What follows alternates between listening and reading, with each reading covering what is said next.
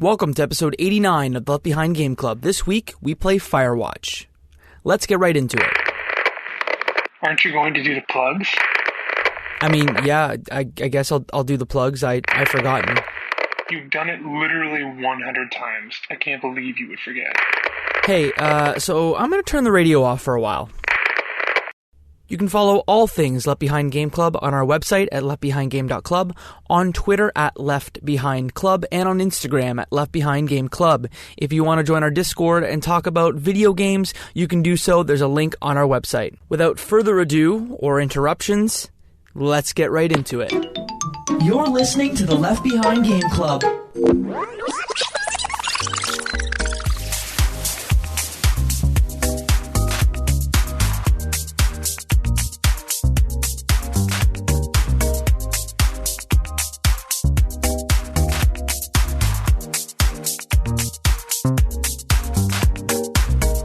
Welcome to the Left Behind Game Club, our never-ending attempt to make sure that no game is left behind. I'm your host, Jacob McCourt, and today I have three friends with me. The first friend, you know him, you love him. His name is Michael Ruffalo. Oh, I'm excited to talk about an interesting game. Oh no, here we go. Here to talk about another interesting game is an interesting friend with a very good beard, Mohammed Murtadi. Mo, hi. Only you can prevent forest fires. And our third friend, first time on the podcast, it is Dan from the Greatest Story Ever Played podcast. Dan, welcome to the Left Behind Game Club. What's up, guys? Thanks so much for having me on. Yeah, we're very happy to have you. I went on your show a few months ago to talk about Man of Medan, so obviously we needed to have you on ours. Do you want to tell our audience about your show that you do, The Greatest Story Ever Played? Yeah, so our show, Greatest Story Ever Played, similar to these guys, we hit up one game per episode kind of deal and break it down and all of that. We do tend to stay more story focused, so if you like Firewatch, we probably have a lot of other games that you would like as well. And after you've listened to this episode, you have a Firewatch episode. So if you're still dying for more Firewatch content, there is more Firewatch content for you. Firewatch. Today we're playing Firewatch, which is a video game from Campo Santo, developed by them, published by Campo Santo, and Panic. Originally released in 2016 on Windows, OS X, Linux, PlayStation 4, Xbox One, Nintendo Switch. Gentlemen, if you had to pitch Firewatch in one sentence, what would that sentence be? This time, I'm going to start with Mo. Okay. I would say Firewatch is a game we've already played, ? And I'll leave it at that, and I'll fill in the context when we get into it. All right, Mike, you're next. A conspiracy-laden simulation of the most boring job in the world. I will go next, and Dan will go last, so I will say that Firewatch is Gone Home, but forest fires. And Dan, what do you think? Man with problems goes into the woods. TLDR. Gentlemen, there's a long-standing Giant Bomb bit that essentially just asks, what is Firewatch? What the Firewatch? I'll ask again. What the Firewatch? What is Firewatch? Go! What is this game? What do you do in it? Do you have a fire hose? Do you shoot? No. Do you have binoculars? Did you see fire? Maybe. Yes. Possible. Yes. Push A to say, I see a fire? No. Oh, I see a fire. A. What I want to know is how much you knew about Firewatch before we played it, and kind of what your personal history with the game is. Mike, I think you probably have the largest personal history with this one. Oh, man, I'm carrying backpacks and briefcases and hiking sacks and everything under the sun into this game because I feel like Firewatch has been a white whale of sorts. I say was because the podcast no longer exists, but one of the biggest fans of the Idle Thumbs podcast and the group of guys that went on to create Campo Santo. But beyond the Idle Thumbs, I was also such a huge fan of Ollie Moss, who's an amazing artist who did a lot of the art in this game. I own a bunch of prints of his. I own a bunch of graphic tees that he designed.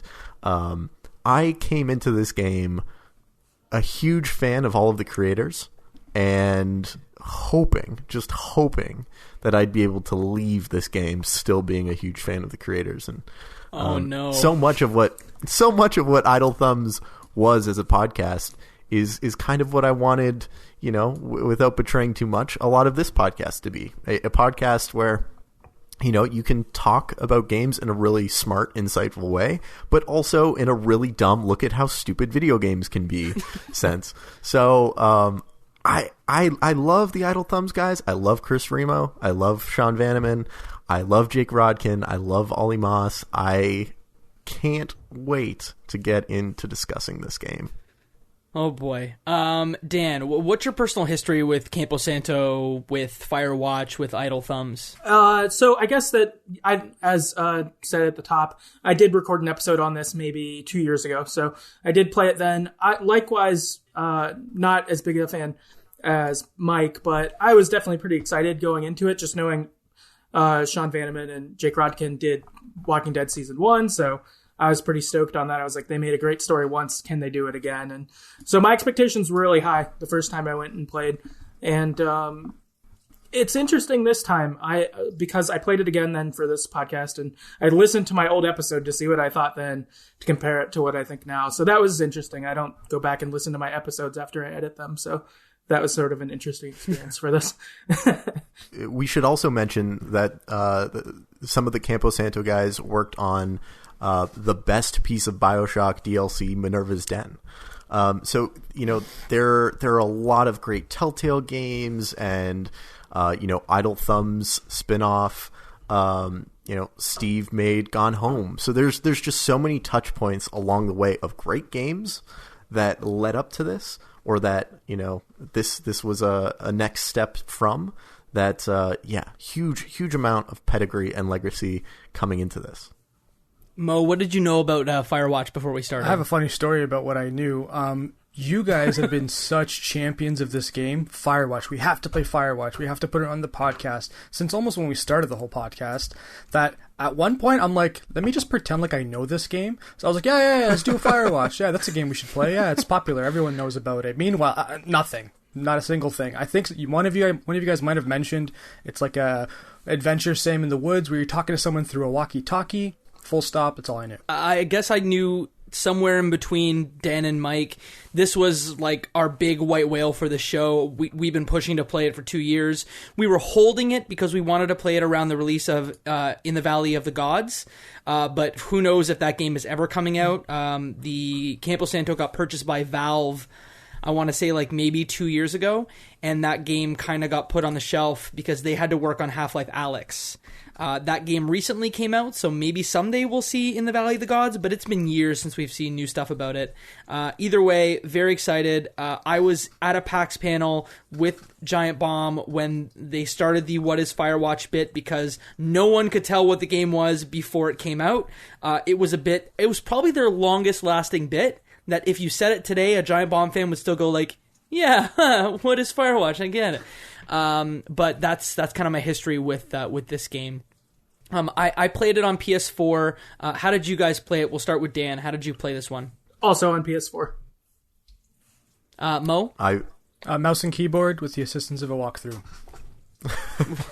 Mike? And I played it on my Xbox because it's part of Game Pass.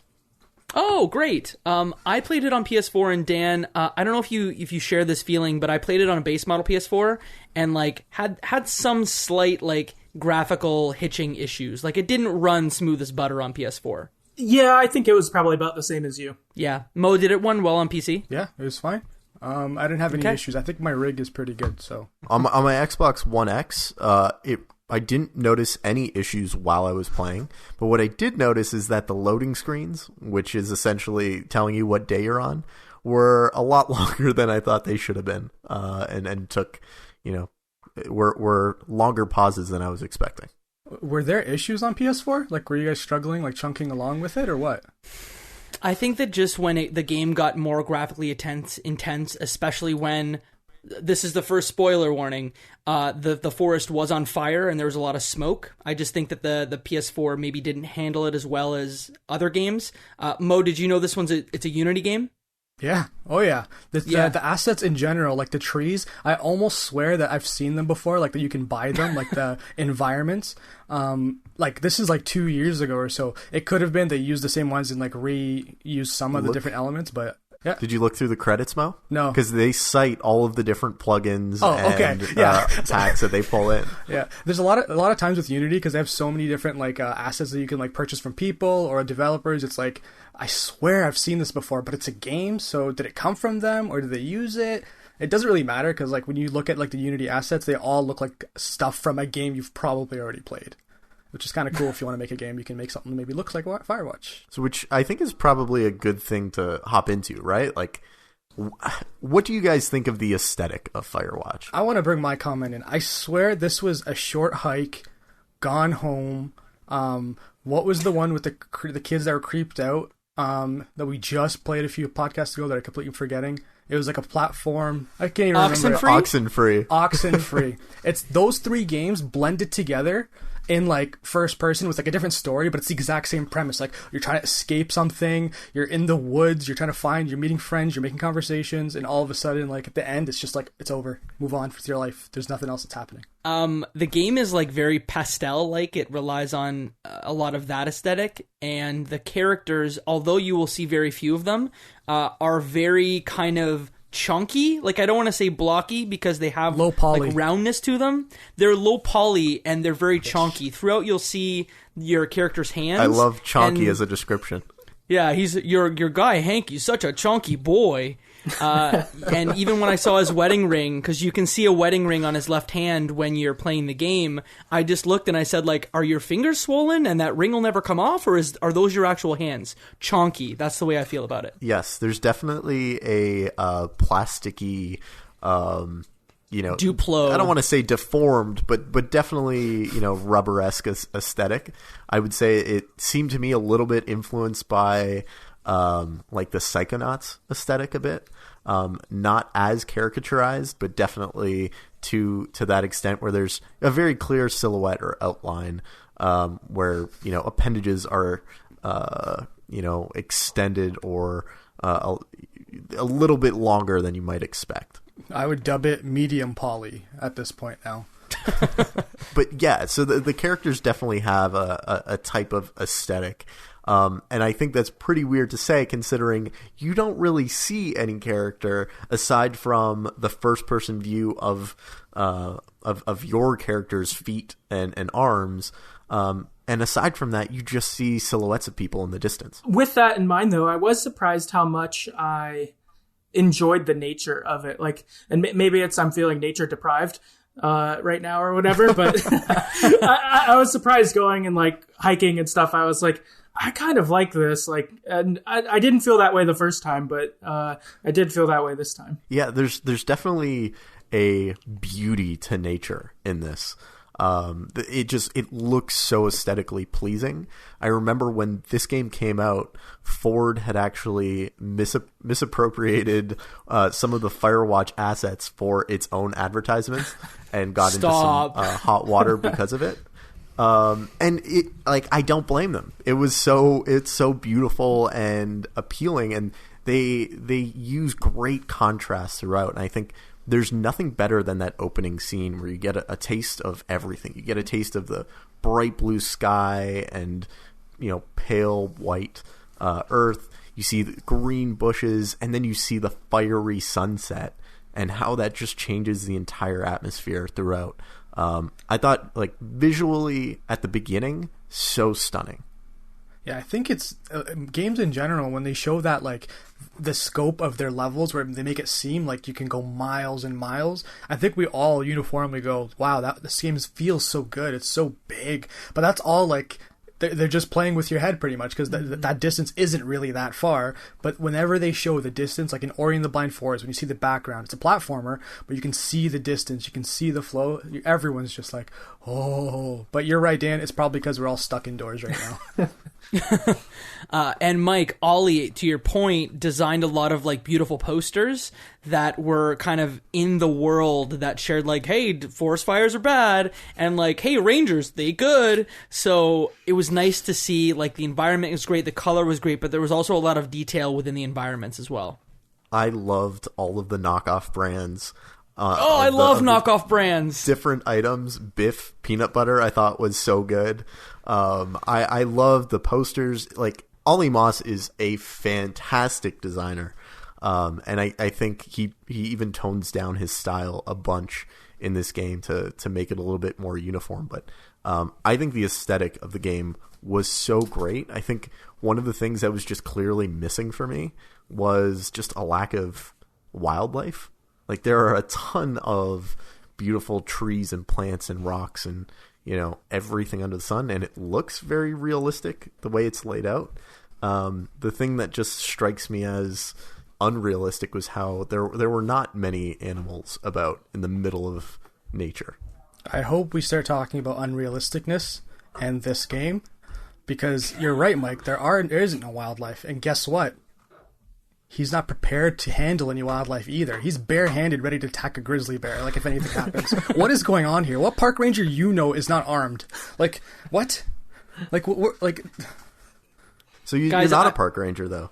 I do need to bring up, though, there was a very adorable turtle that you could adopt in the game that you could just find and pick up, and he sits next to your bed, and he's such a good boy.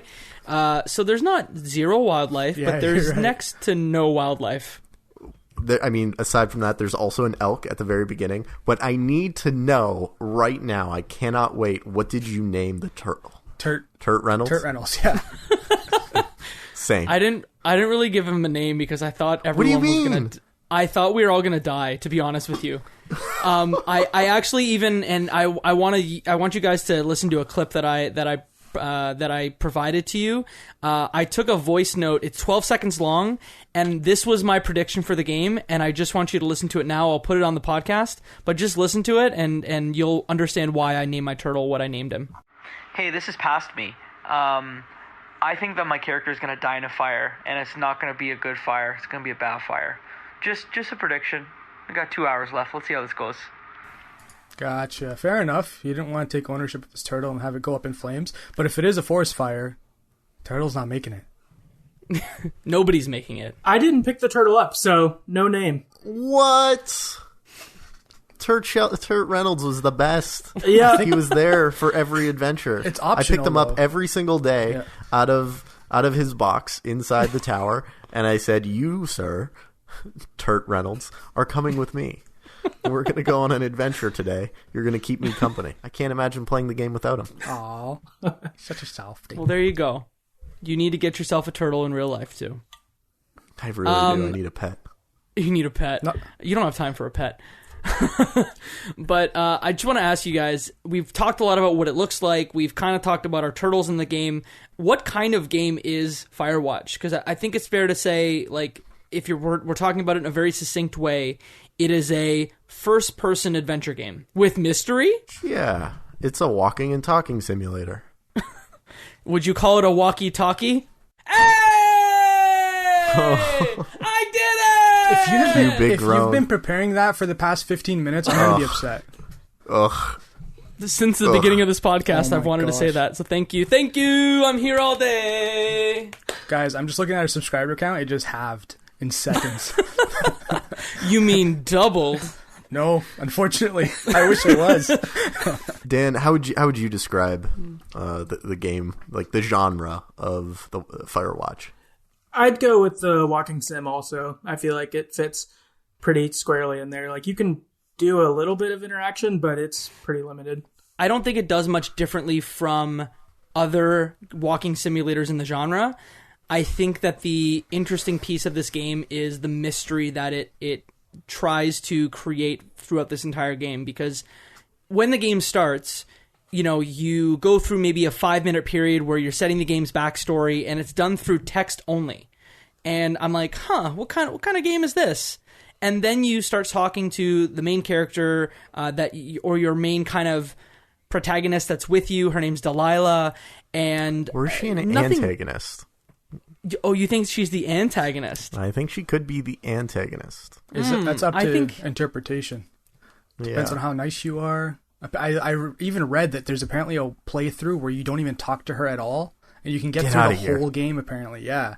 I didn't read what like the actual end result was, but there's some parts where like you have to kind of talk to her, but then the majority you can just like not answer if it's like a timed response.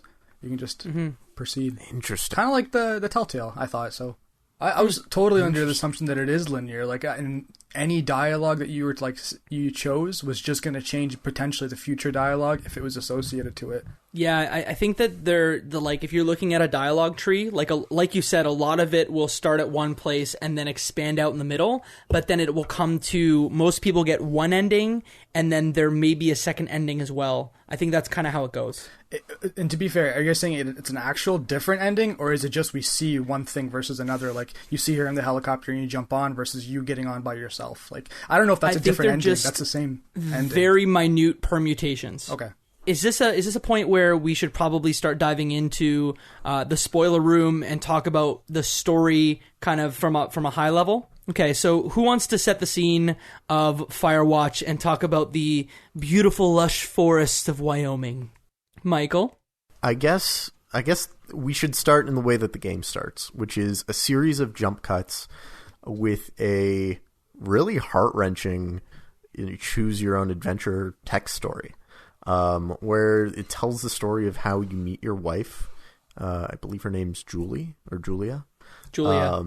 Yeah, you meet your wife at a bar and you adopt a dog, and you either decide to promise her you're going to have kids or you don't, and then she ends up coming down with Alzheimer's at a really young age. And the story of Firewatch is your character escaping to the woods away from society in, I think, 86, 87, somewhere around then. Essentially running away from his problems and finding some time to process it. And a conspiracy unfolds within.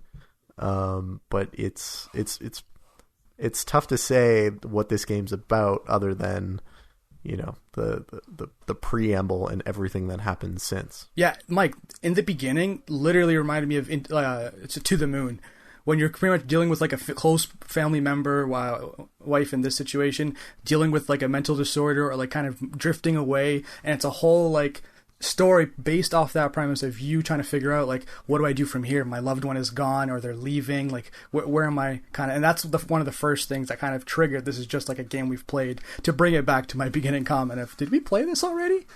Another one. Yeah, Henry's a coward.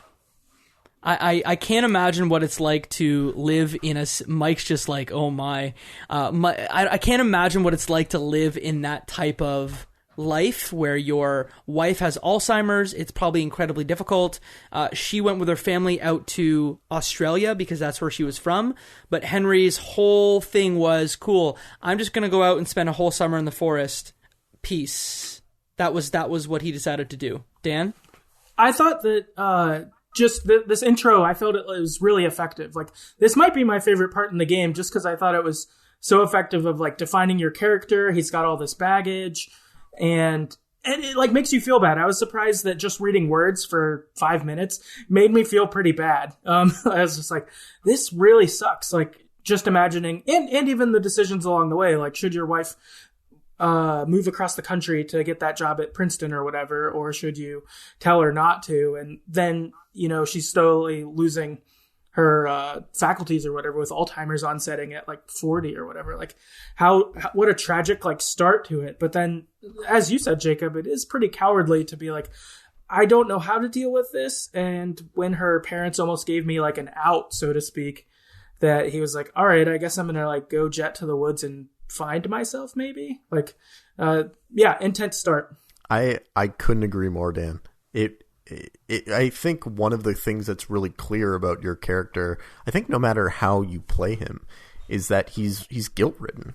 And I think the reason I have real empathy for him is, I've been in a situation where a loved one near me, has dementia and Alzheimer's, and it's so incredibly tough to figure out how to navigate a relationship with someone you should know so closely, and they don't even remember you. And yeah, I think I would normally say like, yeah, he's a coward. But I know just how difficult that can be. And I think it's clear throughout the game that he's just incredibly guilt-ridden, or at least the way that I played him throughout the game. Yeah, I can relate to Michael too, knowing someone close that had Alzheimer's, but I want to also paint this picture. Like, he's obviously been like dealing with this for a while to help her out. He was able to get her to her family safe in Australia to be taken care of, and right now he needs to heal himself to be able to maybe help her out in the future. It's more so like it's stress all day, dealing 24 hours a day is dealing with this kind of measure. I wouldn't call him a coward. I think it's one of the responsible things to kind of make sure you're okay. That way you can help the person that's with you. It's not like he dumped her in the streets of New York and said, you don't know where you are, bye, and like left her. He's like, stay with your family, let me figure myself out. But his guilt is natural for someone to kind of need to take that time away from someone they care about. He's obviously stressing out like, I'm gone away, but he kind of knows too, like, I'm going to take care of myself right now, put myself in a better state for the summer, whatever it may be, and then maybe come back, maybe go. That's kind of how the story goes. And it could just be that I was raised a Catholic and guilt is just, carved right into you, right? It's just carved into my psyche as like a natural reflex. But I definitely related to, our guilty protagonist. Mike, I'm Catholic too, so I don't know what my problem is then. But I just want to ask you. That's your problem. That's my problem. See, I was guilt-ridden there. I guess that's the guilt coming through. We've kind of like talked a little bit about how you felt going into it.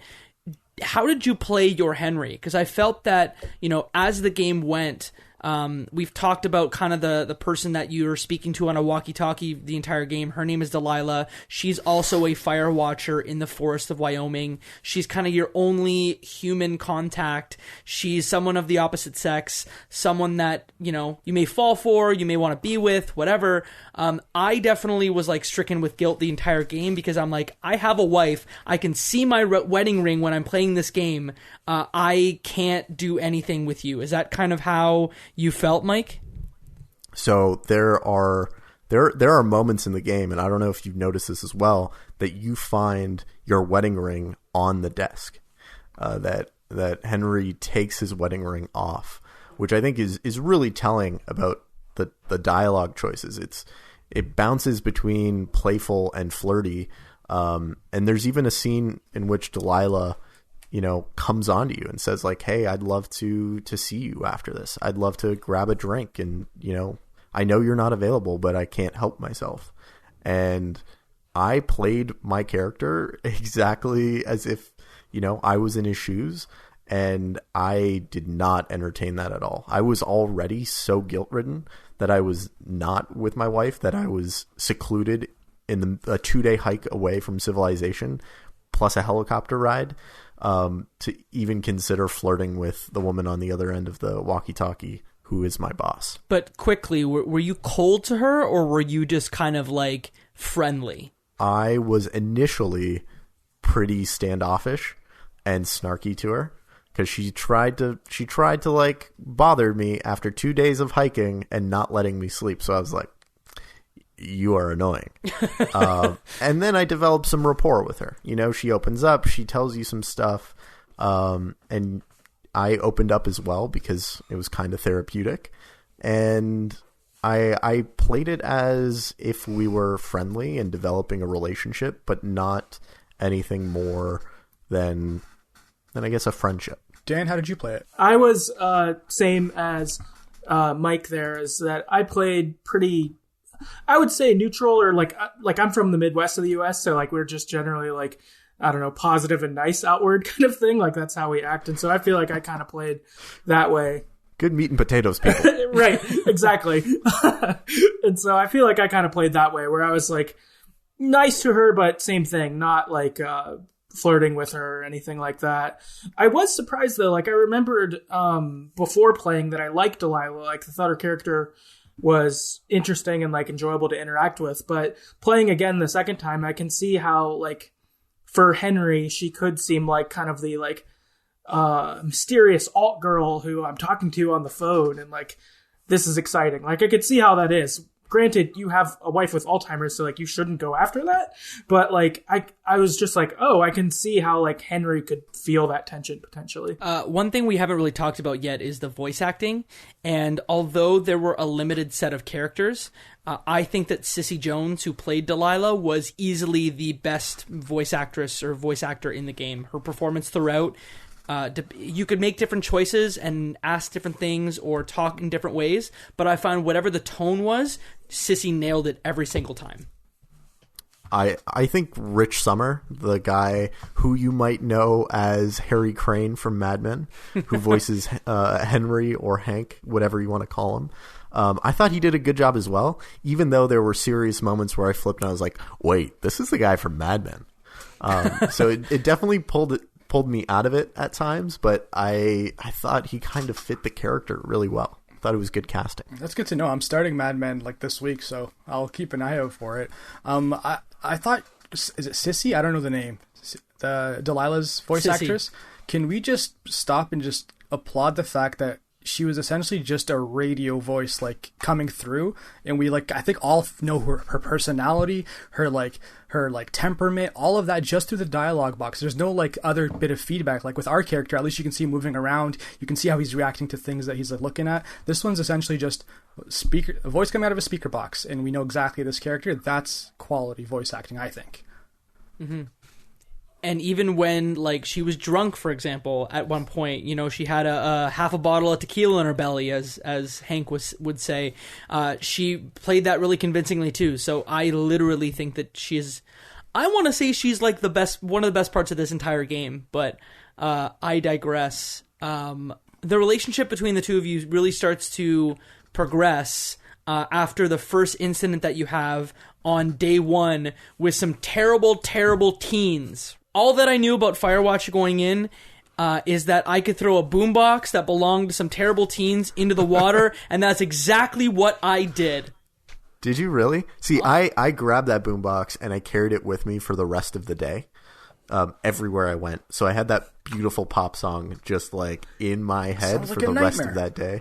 It was amazing. I wanted to see if I could.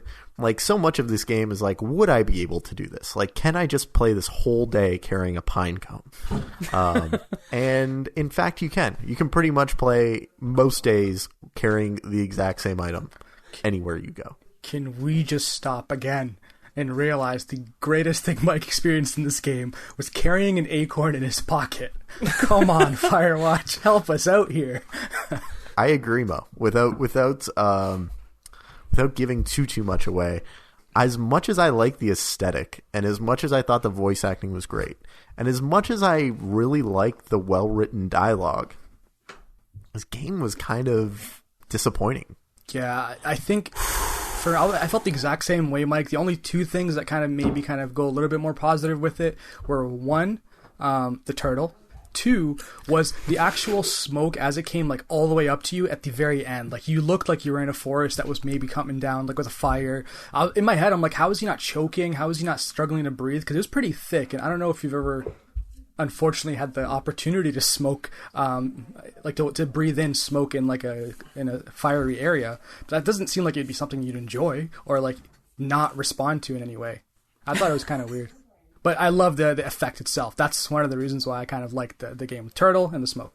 Not even the teens? The teens didn't do it for you? No, dude, they were so rude. First of all, though, Henry, I feel, was mistaken, too. So in the beginning of this podcast recording, we mentioned him as a fire marshal, but someone also mentioned that he was a ranger. So he's not a ranger. Okay. He's just a Firewatch. He sits in a tower and looks for fires. He's a lookout. 100%. That's the one thing I looked up. I'm like, is he, before even this call came on, I'm like, was he a ranger? Was he a fire, just watch, lookout person? Okay, he's a Firewatch lookout person. Wyoming is an open carry state. You can carry firearms in your waist exposed to anyone. This guy works in the woods and he's not bringing a 44? What is happening? Where are we? What world do we live in that where someone in Wyoming working in the woods will not carry a fire? Like, I'm rambling. Let's move on. But especially in the 80s. Oh, come on. But that almost took me over and I almost uninstalled and left. Did you guys, Mike, you took the boombox with you. I threw it in the water. Mo, Dan, what did you do with the boombox and the terrible teens? Sorry, I did throw it in the water. I think I went on that tangent. But what I was trying to say was, did he identify himself as a ranger? Did he identify himself as a fire marshal guy? Because they were just yelling at him, calling him a creep, telling him, you shouldn't be here, you're staring at us. If he would have showed up with a badge or a rifle, they would have been like, oh, okay, this guy is an enforcer. I don't know why I'm surprised that the thing that Mo finds wrong with this game is that there are no guns. Like, Mo's way to improve Firewatch is to give everyone a gun. Mike, you know this. You can't say you're surprised. I don't know why I'm surprised. You shouldn't. I don't know why I'm surprised, but I am. Chief Firearms Officer at the Left Behind Game Club. We play a game without firearms. I will make a comment. It's got fire in the title.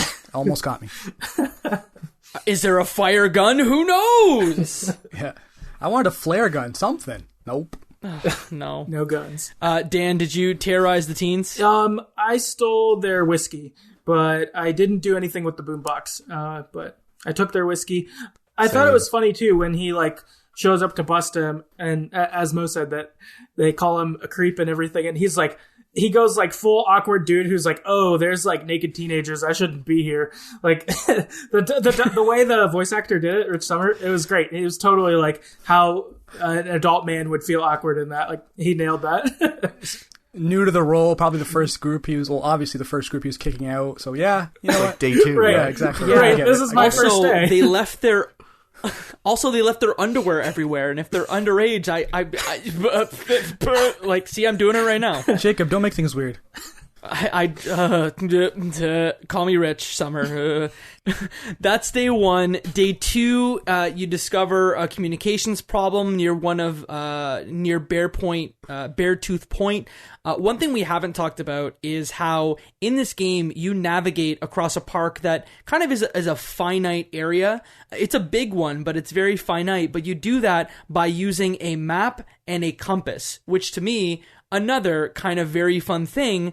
I get lost a lot. I'm bad with directions, but it was almost very fun to use the map and my compass to find exactly where I was going. Almost like I was walking in nature. Yeah, I thought it was fine. It didn't strike me as oh man, this is a great mechanic and I love doing this. No, it was a working mechanic. Yeah, it gave you it honestly gave you something to do in between walking from destination A to B. And yeah, I thought it was fine. Yeah, I'm kind of with Mike, but the one thing the map does do for me is I know my progression in the game, because there's 75% of the map I've been to, or a checkpoint has been flagged. I'm okay, I have about 25 roughly % left, unless there's a boss. And I do those unnecessary calculations we all do, what's about to happen. Yeah, I the first time I played, I remember I got lost a lot because I'm not good at maps in real life, so I was not also good at maps in video game life the first time through. And so I remember being frustrated because I was why am I always lost? But I've either gotten better at directions since then, or better at video games, or maybe both. But this time through, I was fine, and the mechanic was good. And I liked even at the different forest ranger boxes that you got to add to your map each time you found something new, and it was oh, here's this area or whatever. So I thought that was kind of cool, and I appreciated it more this time. I was a scout when I was younger, and it's fair to say that my scout training didn't help me at all here. But I think I was a bad scout because at one point I singed off all of my eyebrows and eyelashes, but I think that's a story for another time and place. I don't think we're going to have an episode that is more applicable, so you need to explain. Okay, so I was in Scouts, and our Scoutmaster put a lot of fire on the fire, and before it was lit, and didn't say hey, I put a lot of gasoline on this fire that's about to be lit, and he's here, take this thing to light the fire. It was one of those barbecue lighters, because he figured hey, if he puts his arm out, he'll be able to light it from a distance and not get burned. I lit it, and the fire was a towering inferno, and it singed off all of my arm hair, all of my eyelash hair, and all of my eyebrows, and my skin was red for the rest of the day. Yes, Mohammed. Who's at fault here? I think it's probably 50-50. It's probably 50-50. I love the visual of you being pushed back in a towering flame inferno singed of like the front of your shirt is gone along with every piece of hair on the front of your body. My shirt was fine, just my hair gone. Oh man. Nothing will get me through the day and make my day better than that. How long did it take to grow back? It took a little while. Still doing it? No. It took a little while. Thank you. Jacob, you need to insert a drum shot into this episode after Mo says that. I do. The thing that makes it worse is I was like 17 when it happened, but that's beyond the point. Anyway, Firewatch is a video game where things start to happen. There's a mystery that starts to happen. You're asked to investigate a communications line that's fallen down. There are areas of the map that you can't exactly access. There's a locked cave. And something troubling happens around day 76 that kind of changes the whole complexion of the game. And I think that's the part where the game gets interesting. You start to go through and there's a series of jump cuts throughout the game. And what ends up happening is, some weird stuff starts to happen. You notice that your window outside of your Firewatch tower is broken. You notice that, a line's been cut for this communications tower. And, maybe there's a man that is chasing these teenagers that has wrecked their camp. So maybe there's someone that's here with you. And that's when you kind of discover that maybe your conversations that you thought were intimate and private may not exactly be private conversations.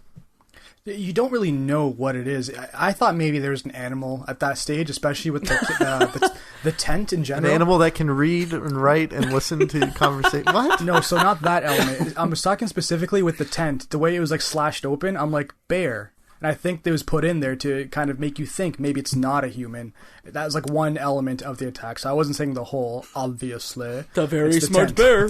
He's going to get your picnic baskets. If you notice in the beginning, I said only you can prevent forest fires.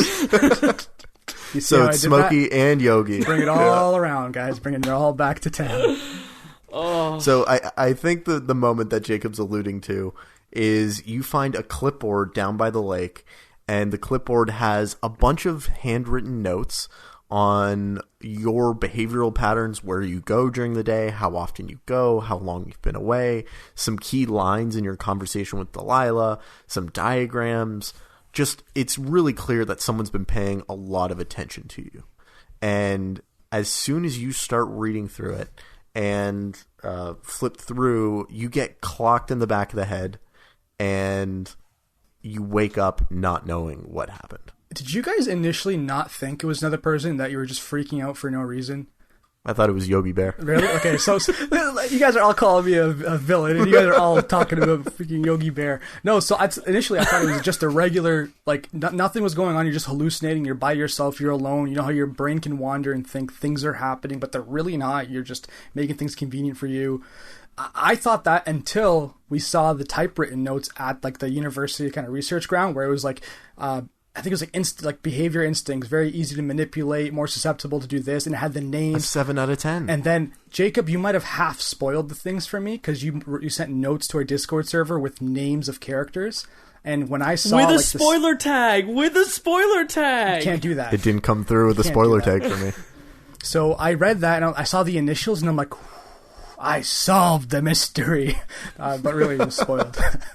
Well, what we end up finding out is that someone has been listening in on the same frequency that you use to chat with Delilah, and you're not quite sure what's going on. All you know is there's a section of Wyoming, the forest that you're in, that's fenced off, and you don't know whether it's fencing things in or if it's keeping things out.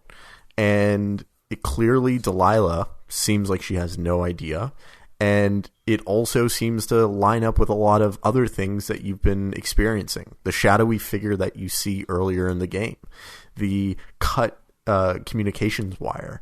The broken windows and raid that happens at your Firewatch tower. All of these things start coming together, and you need to decide, essentially, is this a conspiracy? Is there something bigger going on here? Or is this just the teenage girls that are screwing with me? Yeah, I thought that was really good, the build-up. Because at first it's like, is the park just more crazy than normal or whatever? So it kind of starts off feeling like that.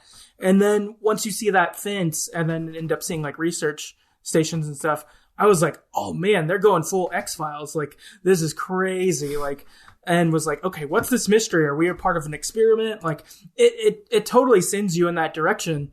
And I thought that, like, looking back on it, like, as Mike described it, I was like, oh man, this is cool. Like, maybe someone's, we have like a secret nemesis or whatever or, we're a part of something we didn't know. So I thought that the buildup was kind of cool. Yeah, we played a game called Virginia, like, in the first 20 episodes of this, and I started, like you, Dan, kind of get those X-Files, those Virginia vibes. Is this whole thing a dream? Who knows? But the point where I kind of turned is that at one point you come back to your lookout tower, and there's a tape and a Walkman taped onto your lookout tower, and you listen to it, and it's literally a conversation that you and Delilah had that's talking about, like, we're gonna burn this place down, and you just start to freak out because, oh man, one, did we burn the forest down and they're gonna get us? And I think also you were talking about, like, I did a bad thing to those teens and now they're missing, and Delilah didn't file a report, so I'm going to be culpable if these children, Chelsea and Lily, show up missing. So that's the point where I'm like, oh, this is not a very intelligent bear. This is a man who is very deliberately trying to protect himself, to screw with us, or to see what we'll do when put into the corner. I think the game from there kind of very quickly moves you down a funnel of, okay, now we need to figure out what the hell is going on before the end of the summer, and also save ourselves from potentially being arrested because these girls show up missing. So it's basically CYA for the rest of the game. What did you guys kind of feel as the game started to move toward its final crescendo of, like, what the hell is going on here? Yeah, no, I still wanted to believe that, like, maybe there's, like, a logical explanation, like it's actually our research scientists trying to do something, figure out information about us, and all of the, like, microphone stuff. For some reason, I still kept thinking maybe it was the girls, maybe they're still messing with you, because I did drop the radio in the thing, and they said, oh, we're gonna make you pay, or we're gonna get you back. It obviously connects the dots. This got a little too extreme, but I'm like, man, people can get really petty. This could be just petty level 9,000. None of it added up to me. None of it seemed to make sense. And because of that, I couldn't come up with a narrative that I could buy into. There was no grand conspiracy that I felt like made enough sense that I would be like, oh yes, this is where it's leading. And there's no, like, Occam's razor's simplest answer that also made sense. There was just way too much noise in the signal for me to come up with something that I could believe in. And so I was kind of just left hanging throughout the story of, kind of seesawing back and forth between, is this some grand social experiment of people in isolation, how they behave? Is it the guy that's screwing with me? Is it the teenage girls that are screwing with us? Because one of the things that you find out along the way is the girls go missing, and they're reported missing. And if they're the ones that are listening in this whole time, and they're trying to get back at you, they could really, really screw with you. Because there's a moment where Delilah says, burn it all down, or why don't you take care of these girls or get back at them?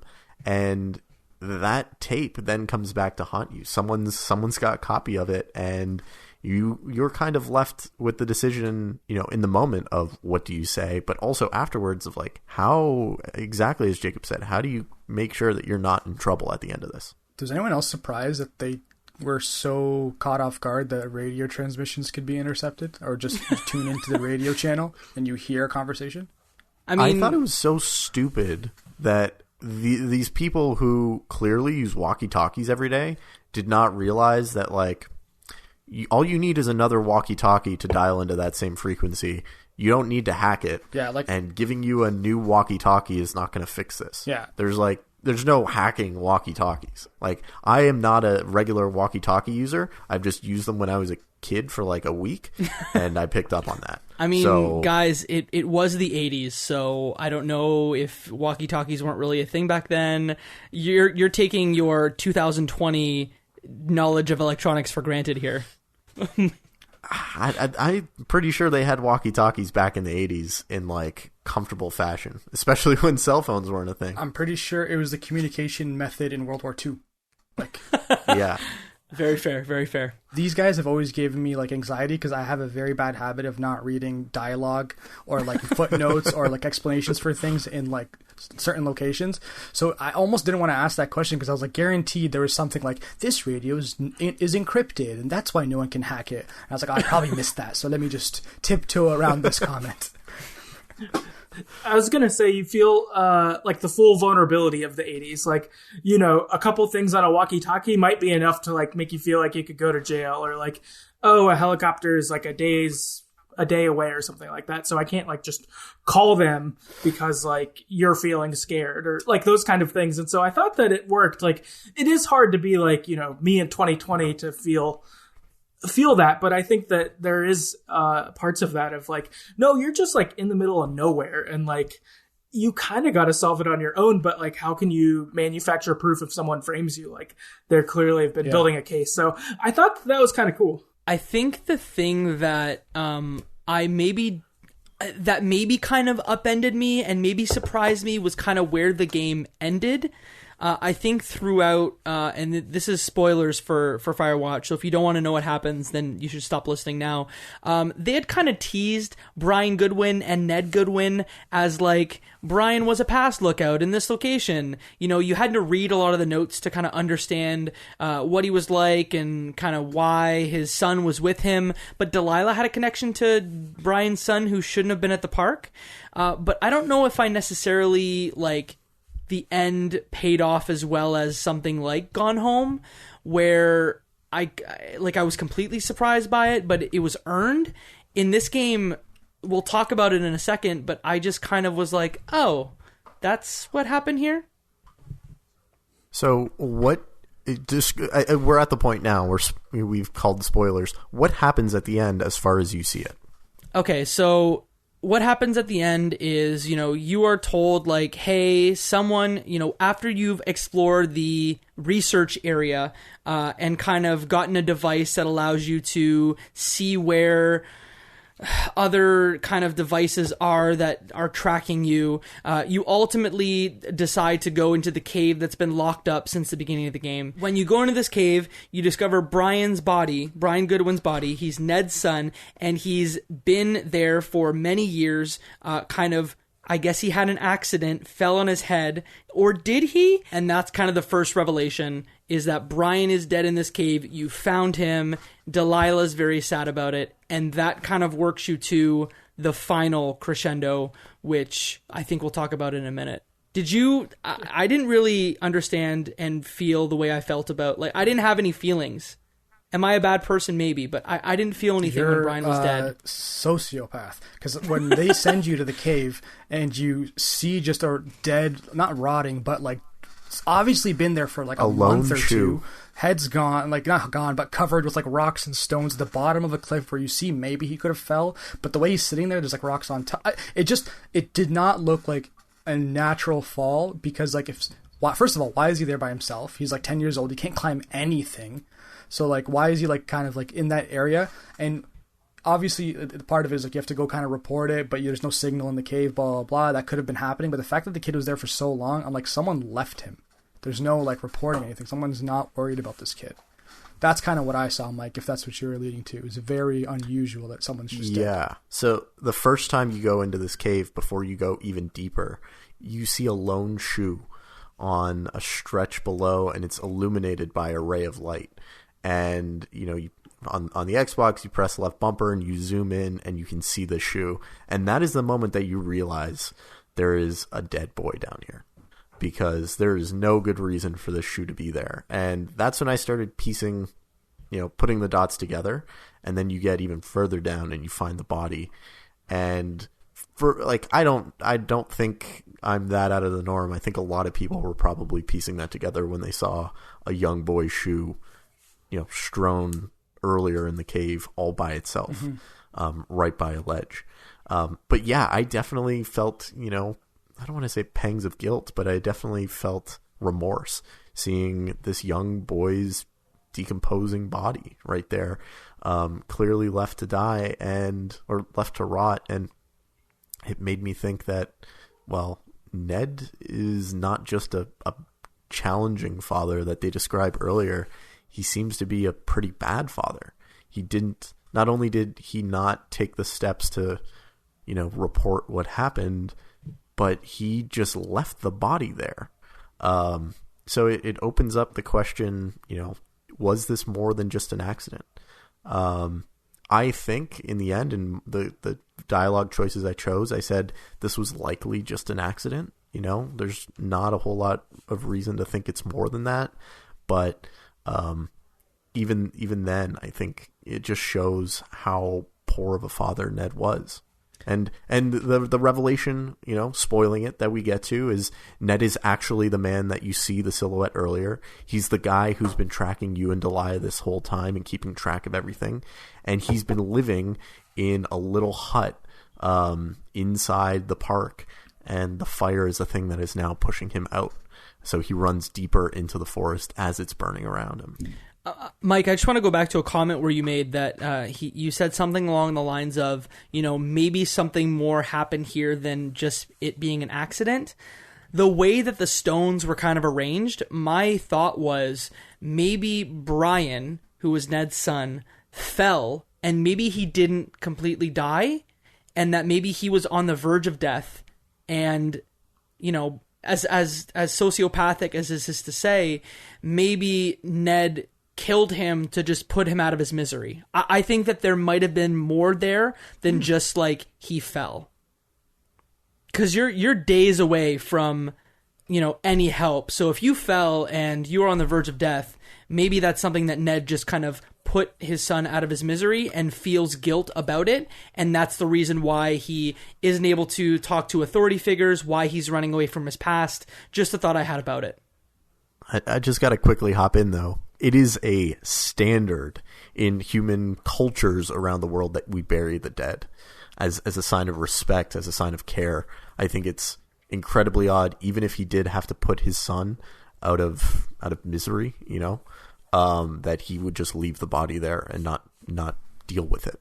I think these murder thoughts that you guys have put out are pretty good. When I'd played, I just kind of took it as an accident, and that it broke Ned, that he was already a troubled guy. And then when this happened, it was okay, he's just going full mountain man, and society will never be able to accept me after this, so I will just retreat from it forever. But that point about burying the dead, though, that's a good point, Mike. Thank you. Yeah, it's definitely strange that there was nothing done after it. It's the fact that it was designed to show that the kid didn't just die. Something had to, if he was, I feel like has to be something either wrong with Ned. It could be what Dan was saying, he just wants to escape the world. But if that was your kid, I feel like you want to get down there eventually, bury him, move him away. You don't want some random person to find your child. It just seems so fundamentally that something foul had to have been at play, or Ned's in a foul place right now and can't understand that what he did or what happened could have been. No one will know except for Ned and Brian. Maybe Brian doesn't even know because if it was an accident. But at the same time, it's something is definitely wrong with leaving your kid there for that long to look that way. I don't know if you guys felt this about the last half an hour, but I felt the last half an hour of the game was incredibly effective at making you rush through, but also kind of feel everything that was happening. So in the last even 20 minutes, you're running because the whole fire around you is burning. Delilah's telling you need to get to a helicopter and get out. And at the same time, you are on the verge of solving a summers-long mystery that is right on the tip of your tongue. I thought that the end was it built up in a nice way. We can talk about whether or not we felt the story earned its ending or not, but I felt that the end, the way it built up and the way that last 20 minutes of the game was, getting to the helicopter, finding out what happened with Brian and Ned, was a really effective way of finishing the game. I think just as another comment on the game really making you feel it at the end, when you are doing your investigation and you are somewhere and Delilah's okay, well, at least you can kick back in your tower now. And You're like, what? I'm not there. And she's like, that's not you. I felt like the fear in that moment, like that was really well done, really well voice acted, because you're like, oh man, someone's at my house. I got to go get him. Like that was on point. And I think you're right, Jacob, is that you just really felt what they wanted you to feel the last, 30 minutes or whatever. They really landed that. In terms of like the content, like what we're building up to, I didn't feel any of that, Jacob. I didn't feel like, I think the only reason I felt like there was like a pace being increased was because of the music tempo. Like, it felt like, boom, boom, boom, oh my god, you gotta pay attention. But when I literally had a moment, I'm like, I don't, like, why, like, I'm not gonna die right now. Like, yeah, I want to solve the mystery. But in my head, I'm like, I'll just get to the next, like, to the end of it. Like, I wasn't rushed. Yeah. I mean, I definitely knew that there was not going to be any encounter where I have a fight or where, I as a character am going to die. But I do think the music, like Chris Remo does an amazing job with the score in this game. And the music just ends up picking up or giving the real sense of, ominous, like wherever it comes in. I thought it did a fantastic job of giving that tension. I think the writing does as well. The scene, Dan, that you referred to, where it's like, oh yeah, aren't you in your tower right now? No, I'm not. Well, someone's there. That is such an arresting moment. My heart skipped a beat. Where, I kind of felt like fight or flight, like now's the time. I've got to sprint back over there. They do things outside of the mechanics of the game that really build the tension that I thought were good. I just kind of felt like it still fell a little flat for what I was expecting. I definitely was like panicking when they said that someone was at the watchtower and it wasn't you. I was like, oh, okay, this is real. It's Smokey the Bear's not there. It's a person. Let's run back. I think that was the only time where I was like, oh my god, okay, pace, let's go. So I want to bring in a question that came in from Twitter, and it kind of wraps up what we've been talking about here. It comes from Thoughts from Player One at Thoughts from P1 on Twitter. They had a couple questions, but the one they want to ask here is: did you find the ending was a satisfying conclusion to the story? And we're just going to leave it at that. Did you find the ending was a satisfying conclusion to the story? So I think it depends what you take from the ending. I think there's a couple of ways to look at it. I think the first way is just, on the surface, it was just Ned that was, watching you and, reporting and keeping track of all of that. And there was an unfortunate death of, his son, Brian. And that's kind of what this was all about, his paranoia around that situation. And you're getting out just in time, just as the fire is about to take everything over. I think the other way to look at it is that you've been manipulated this whole time by Delilah, and that she's actually been in on this the whole time, that she's carrying a huge amount of guilt. And I think they give a couple of clues throughout the game that it's kind of the latter. If you look at, you'll find books throughout the park.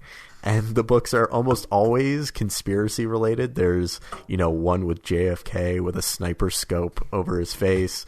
There's others that are about, how this, it's kind of like a John Grisham series of novels where, the crime is never what you actually expect it is. It's always a little bit more nefarious. And then the one book that kind of just stands out among them all, without a cover, without anything special, is Jane Eyre, which is a Charlotte Bronte novel that is about a married man who has a destitute wife that's living in the attic, who goes crazy and ends up killing herself and I think setting the house on fire in the process.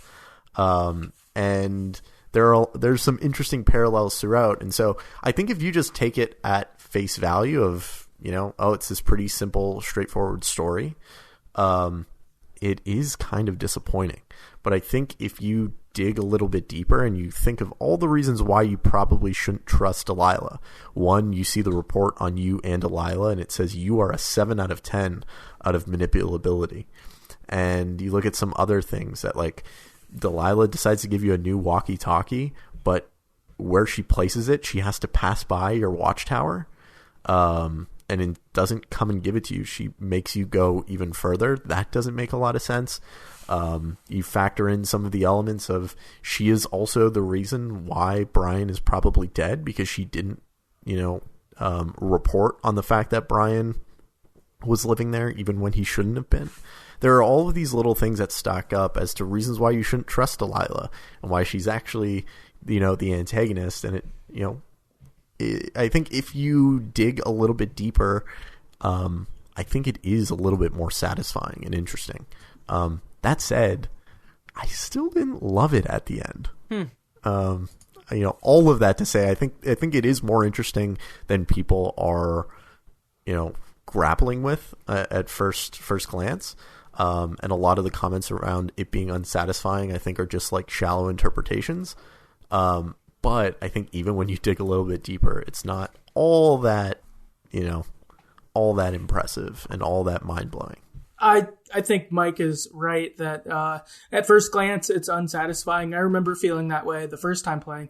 This time, since I knew it was coming, I didn't feel that, and I think that maybe the quote unquote letdown or whatever from it didn't feel as strong. But the deeper look Mike provided is, I like that. I think that's maybe some helpful perspective, because I didn't really think of her as a bad person, or if I did, I think I would like it in the if there was a conspiracy, but instead of her badness is related to what happened with Brian. That's pretty interesting still, and could be cool. We got similar questions from both Daniel Marino and from Control Alt Noob, but I'm going to credit this one to Control Alt Noob on Twitter at Control Alt Noob. She asks, I see this recommended as one of the best walking sims a lot.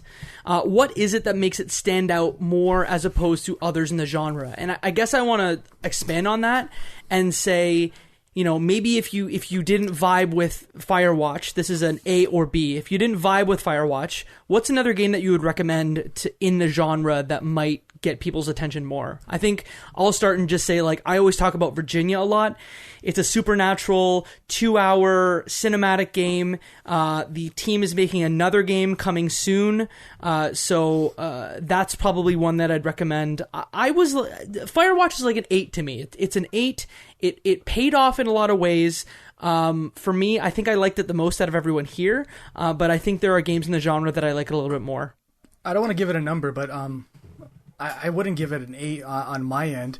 Would you consider What Remains of Edith Finch to be in this genre? No, Michael? Yes.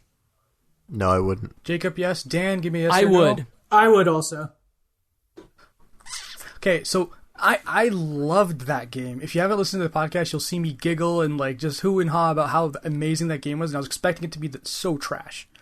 I think that would be a good recommendation, and something I doubt someone can play and say, oh, I didn't enjoy. But obviously that's foolish to say, because someone's going to play it and say, it's a bad game. But that's something I would recommend.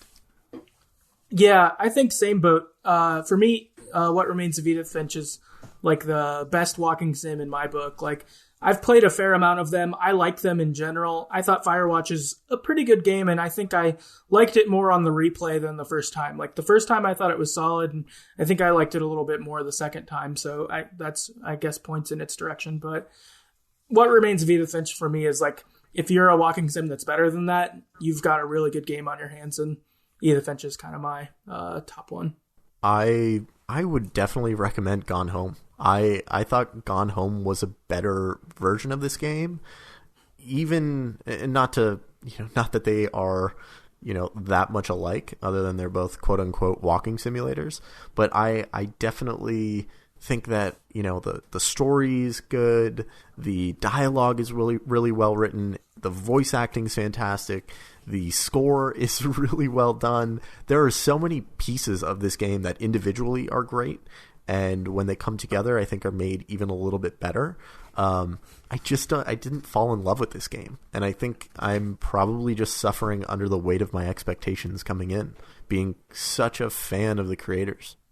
I think, Mike, you said Gone Home, and I initially just cringed and said, oh, worst game in the world. But you know what, Mike? I would say, yeah. I think Gone Home might be a little, just because of the story, the depth, the complexity. I like the storytelling, the voice acting in that game. I just was all into it. It was just the first walking simulator where you don't do anything, and I think the initial catching me off guard might have made me have a negative perspective to it. Whereas I feel like if I played it now, I might have enjoyed it a little more, but I still would have hated it because I'm never a flip flopper. Because there's no guns. Yeah. I was thinking too, I guess with that is that all the other walking sims that I've played, I've gone into with like little to no expectations. I'm like, I heard it has a good story. That's basically what you need to be able to be something I'll probably play. Yeah, same. Probably play to put on the podcast kind of thing. And so, the entry is a little smaller. So maybe that's why, like with Edith Finch, I didn't have anything. And then it was just killer. It was so good. But Firewatch, I did come in with stuff because I was like, I know I liked Walking Dead. I know I like these things. And like, I know they're really talented.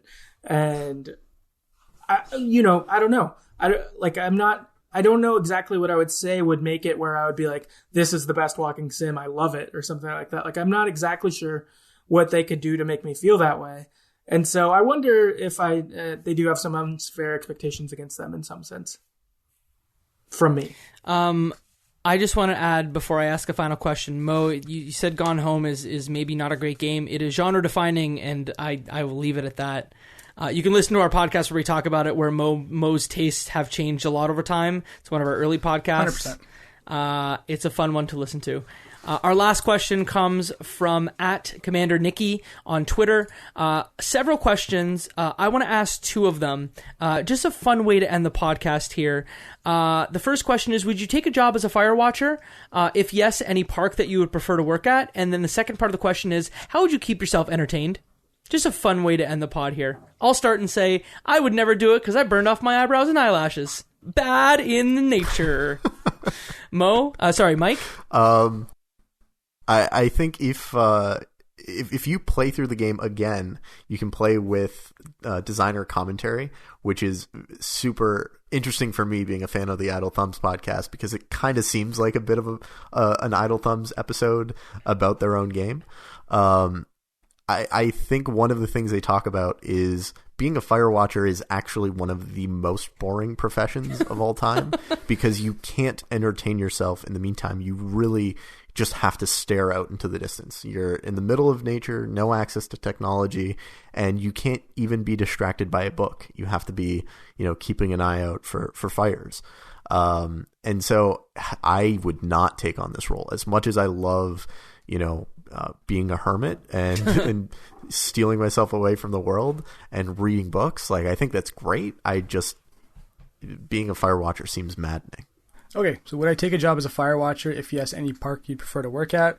I think the park I'd want to work at probably doesn't need a fire watcher because it's so small, but it's there's a park a couple blocks away from me called Stanley Park. It's like 3 blocks away, and the only reason I pick it is so I can walk there and maybe come back home. Good park. And watch it from my apartment. Good park. So maybe that's what I'll do. One of the fun facts about the development of this game is that one of the designers, Nils Anderson, is in BC. And they got a lot of the inspiration of the Firewatcher towers from parks in BC. So Mo, there's a lot of inspiration right at your foot. Oh yeah, it was bugging me, man. I want to go outside so bad, but we can't. And just for context, Mike was referring to a province in Canada, British Columbia, not Washington D.C. for our American and worldwide listeners. Dan, what are your thoughts about those questions? Practically speaking, no, I wouldn't, like, just with the life I have and all that stuff. And like, I don't know, I'm married, so like, are we both going to live in a Firewatch tower? Like, I don't know about that. But in a like, hermity, like have a weird job that doesn't matter sort of thing, that's kind of appealing. And like, if I could go hiking and stuff, like, I would be pretty into that. So I guess if I did do it, maybe I'd do like Glacier National Park, because that's in the middle of nowhere and looks really great. Like, I don't know if they need a Firewatch, but if I could hang out there for a summer and just like read a lot and, do my job adequately, I could get down with that. Gentlemen, I think that kind of summarizes our thoughts on Firewatch. Do you have any kind of final notes that you want to make about this one before we close out for the episode? I think that among the group, I was among the people that liked it the most. I think it was a lot of our expectation. I mean, this was our big white whale for this podcast, that we have not played Firewatch in the almost 3 years of doing this. Almost 3 years of doing this. So I think it had really high expectations, and for me, it met them, didn't exceed them. It was a great mystery story in a beautiful environment. I don't know if you guys feel the same way, but those are my thoughts. Who wants to take it first here? So I think we all almost have, well, except for Jacob, we all have a kind of similar sentiment. Like, we are victims of the hype. It was the greatest game. You have to play it. If you haven't tried it, go and play it. And when I took it on, it was more so like, okay, I'm not offended. I don't feel like I wasted time, but I don't think I'm going to recommend this to anyone. If they haven't played it, I'd be like, try something else. Like, if you really, if there is no more games and it's in your catalog, sure, play it. It's not a bad, like, you're not going to waste time, but, like, I wouldn't recommend it over any other okay walking simulator. Like, I might even say play Gone Home first, and if you like that, maybe play Firewatch. If you don't like that, don't play it. Like, it's something like that. That's my final thought on Firewatch. It's all right. Gents, Dan, why don't you go first? Yeah. I guess, yeah, similar to Mo. I think if I were giving someone like a list of walking sims to check out, it would definitely be on it. Like, I enjoyed it. It's a pretty solid game. But if I was trying to like convince someone to get into walking sims, I'd probably recommend another game. And I think, as much as I can respect and admire all of the separate pieces of this game, and, actually love the separate pieces of this game, I didn't love the whole experience of playing it. And I felt the most impactful, the part that I thought was the absolute best is what Dan talked about earlier, that opening scene. The beginning of this game is so strong, and I feel it kind of peters off along the way. And so I wish that I didn't have the expectations that I did. And it's one of the reasons why I don't like to know a lot about the people who are who create my favorite art, and I think that's just impossible to separate at this point for me. So I'm gonna have an interesting history and take on this game that I don't think others are gonna have in the same way. But I'm glad it exists. I'm glad that it's a touch point for other people to make games off of, because I think they push the genre forward. So those are our final thoughts about Firewatch. If you want to find out more information about our podcast, you can find all of that at leftbehindgame.club, on Twitter at leftbehindclub, and on Instagram at leftbehindgameclub. Jacob, don't forget the comment that we got on our podcast on iTunes. I would read it, but I don't read, so... Right, so a big shout out to Will Gallant, who said some great things about the podcast. This podcast, man, holy expletive. I love this podcast so much. I listen to it all the time, and I love and have played so many of the games that you talk about, and I've learned so much about a bunch of new games as well. Can I suggest that you play Subnautica at some point? Because that is my favorite game, and it's not too well known. Well, Will, we will consider it. Thank you so much for the review, and if you like our show, do like Will, give us 5 stars on whatever podcasting platform you listen to, because it helps a lot. If you want to join our Discord, which is a great place to find information about video game deals, about game news, and about other topics like our show, you can find the link to that on our website, like I said, at leftbehindgame.club. Dan, if people want to find you and your work on the internet, tell people where they can find you, and tell us again about the podcast that you host, because again, it's one that I'm sure our audience would enjoy to listen to. Yeah. So again, our podcast is called The Greatest Story Ever Played, and just like Left Behind Game Club, we hit up a game per episode, so you don't have to worry about a lot of cross stuff going on. We just focus in on one thing for the most part, and have hit up some games they have too, like Detroit Become Human or The Last of Us, but then also have hit up other things they haven't, like Life is Strange, Telltale's Walking Dead, that sort of deal. So yeah, if you want to hear more about any of those games, we go into those. And as Jacob said on the top 2, him and I talked about Dark Pictures' Man of Medan, which was a fun conversation to do. You can find, if you look up The Greatest Story Ever Played on any podcast platform, it's there. Our website's thegreateststoryeverplayed.com, and that's got links to all of the apps and all our episodes on there and all that. And our Twitter is @StoryEverPod. I'm pretty active on there, so if you want to engage, definitely hit me up. And you do fun stuff on your Twitter as well. I know that back in March you did a kind of March Madness about different games, so there's a lot of fun content that you can engage on Twitter there. Mike, if people want to find you on the internet, where can they do so? They can find me on all major social media platforms at RuffaloM. Or my website, michaelruffalo.com. I'm in the process of rebuilding it. We'll see if it's up by the time that this launches. You can also find me in the Discord. Go to leftbehindgame.club, hit that button, hop in, and go to the spoiler channel. And look forward to fighting with you all about my hot takes and opinions. Mo, where can people find you on the internet? You can find me on almost all social media platforms at mritati, but also in that Discord channel where I try to keep up with all the conversations, but it just keeps spitting out fire, like deals all day, news all day, and just general hot takes from Mike and everyone else yelling at him, telling him he's wrong. People had some things to say about your opinion on Last of Us, but we will leave that for the Last of Us episode and the Discord. Mike, what do we say to him? And that, my friends, is one less game left behind.